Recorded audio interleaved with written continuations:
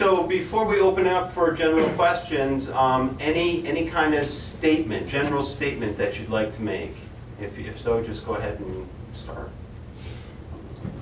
Could you, this may be a weird thing to ask, but how many people here are caregivers in a professional kind of way, and how many are from family?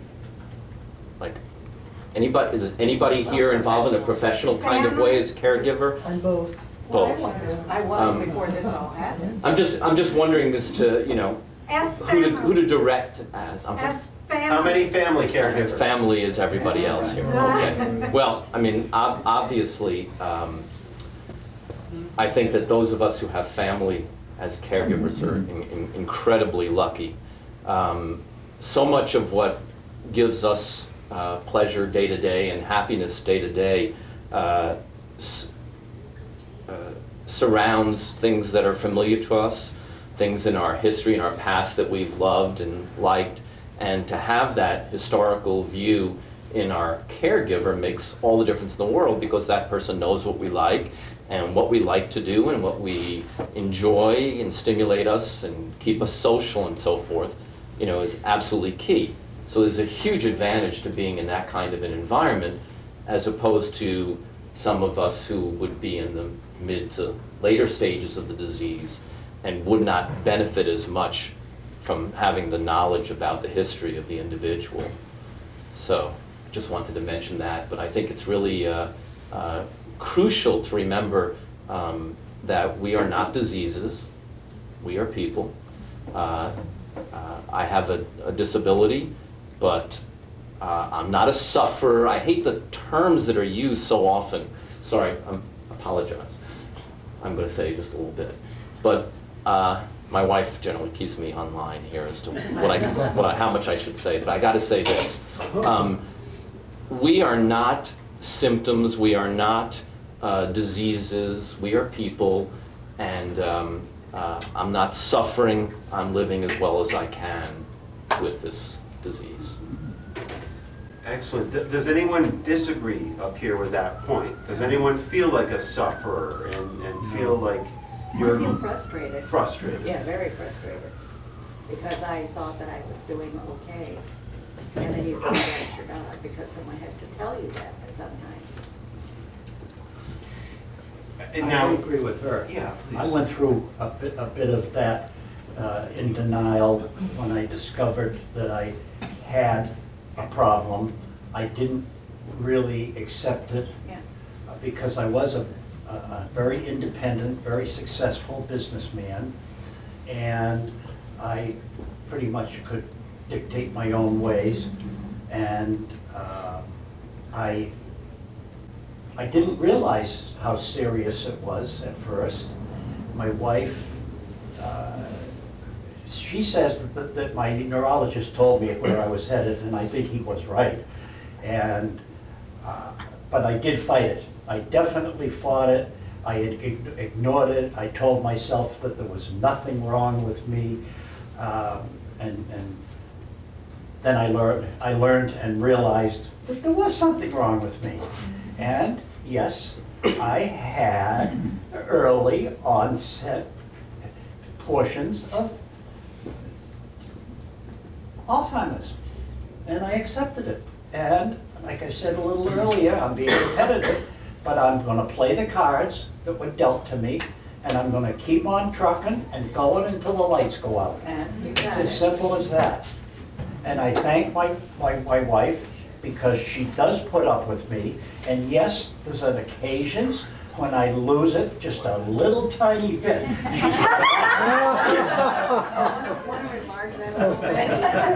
When I spout. So, I mean, any of you, believe me, you're gonna get it. It's coming. If you don't know it, it's coming. Okay?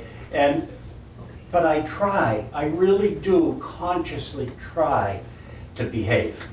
But sometimes I fall down, and sometimes I stub my toe, and I really appreciate having a caregiver.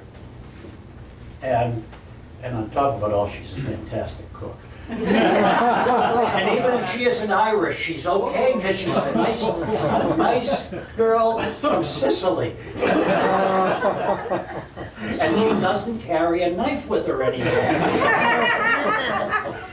So if it's okay with everyone here, let's, I know you guys have lots of questions, so who wants to be first? Go ahead. Yeah, Sue. Well, it's not a question of being first, but the question I have is, as a caregiver, I want to support my husband.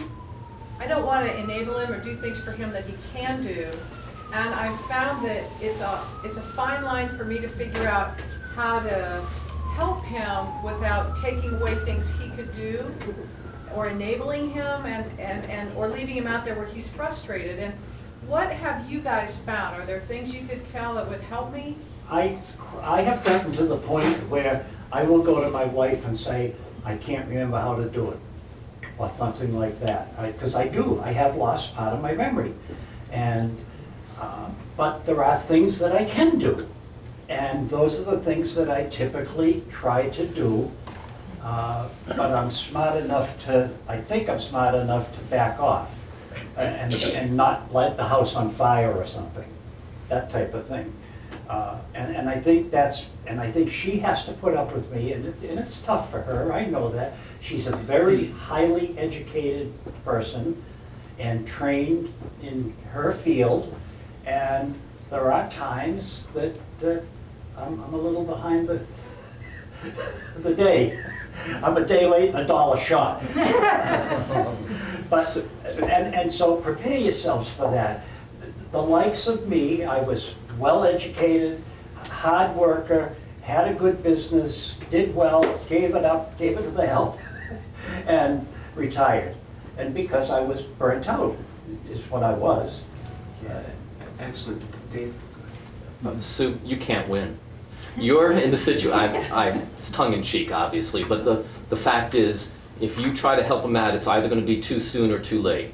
Okay. I find that very commonly. Tiffany always wants to help me out, and I appreciate it tremendously.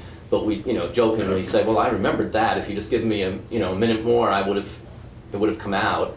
I think it's all a matter of what your intent and your attitude is, and so forth. It's never going to be perfect. You're never going to know every time whether it's necessary to help out or not. And I think that it's all in your attitude and how you approach it. Caregivers should never beat themselves up over something like that. Never. Excellent message. Frank, maybe a good example is if you're having trouble coming up with a word, what do you want? Do you want your wife to jump in and say, oh, the word you're looking for is such and such? Oh, Or do you want time to think of the word yourself? okay. I haven't had that problem, luckily, so far. Okay. But I tell you, without my wife Ruth, I wouldn't want to be here because she takes care of everything. Unbelievable. That's excellent. Sue, did you want to follow up on your, oh, we lost Sue. I had my hand. Sure, Ann. I was just wondering, my husband tends to be sneaky. And I was just telling this lady, his lease on his car, he still does play golf twice a week. He can do what he can do and he can't do what he can't do. But it would not surprise me if he drove to a dealership and signed a new lease, which of course I don't want him to do.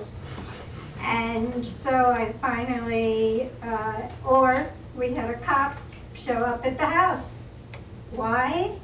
Because he got lost, okay? And he drove east until he didn't know where he was. And he went into some subdivision, and when he's out of it, you can tell, of course. And the girl was smart enough to tell him how to get home, but she took his license plate number and she called the police. So help me formulate this a question for the panel. Well, the thing is that I'm wondering, he was not going to tell me about this incident. And when the policeman showed up, I said to him, when were you going to tell me? He said, I wasn't. They're making a big deal out of nothing. So I'm wondering if any of you have a tendency to be sneaky as well.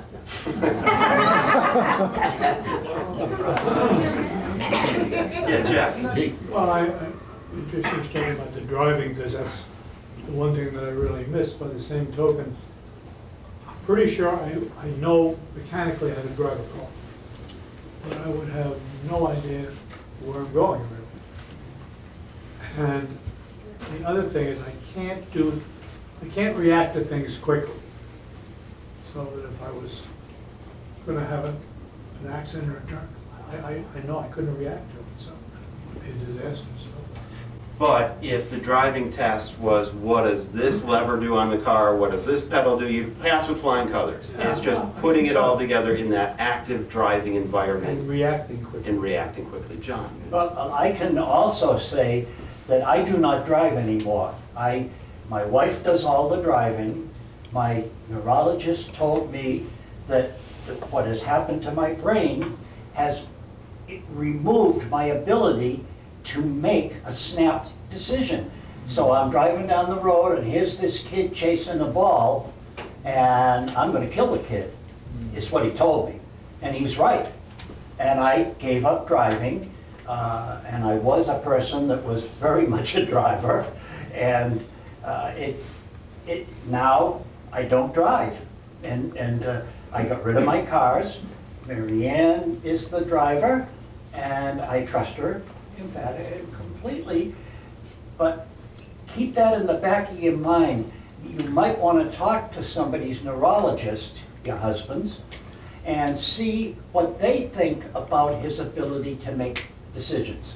And if that's the case, then it's maybe time for him to pull the plug. Yeah, excellent. Dave?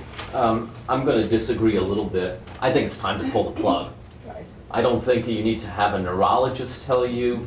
I don't think you need anyone. You have enough information on your own, I think, to make that decision. There comes a time when Tiffany's going to tell me it's time to hand over the keys, and I'll hand over the keys. I like driving, but I don't drive much when she's not in the car now because that is tremendously helpful. But when the time comes, the time comes. And from what you're saying happened with your husband, I don't think there's a question about it. I would be very honest and open with him. I think that communication needs to be clear. Again, remembering that we still, we're still thinking, we're still people, we have sensitivities. Driving's a big deal for many of us. I think for most of us. I broached the subject yesterday, what's going to happen at the end of June. And he had a beloved Corvette 63 that he did sell on his own. And he said, well, I don't know. He said, I think if we go to one car, we'll have a lot of arguments. I said, but I don't want you going to the dealer, and maybe we should try having one car, and we'll see how that works out. And one set of keys that only you hold. Yeah. I do most of the driving. Pat, are you driving? No, oh no. When did you give up driving? I don't remember. 4 years ago. Okay. Yeah, I knew something was wrong, and I moved from my home into where I am now. And so I get taken everywhere. And I think that's the safest thing to do, to be where, they drive you to your grocery stores or wherever you want to go. I'm at the Carlisle. And so I don't know, I gave up my car, I gave it to my daughter. Was that hard for you to do? Oh, yeah, because I'm stubborn. Well, I was a social worker, I was in charge of helping everybody. Now I'm in the other seat. What finally convinced you that this was a good idea? Oh, I'm not never giving in that it's a good idea, it's just that I have to. It's absolutely necessary because I can harm someone else. Now, I'm not worried about it myself, or if my kids were, my grandchildren, or anybody in the car with me. But it's just losing a part of something you've always done. So Ann's question is, it brought up driving, which is always a big topic. Yeah. But your original question was about being sneaky. So Are there times, so it's a tough one to address, but are there times? She says I am. I don't know about that.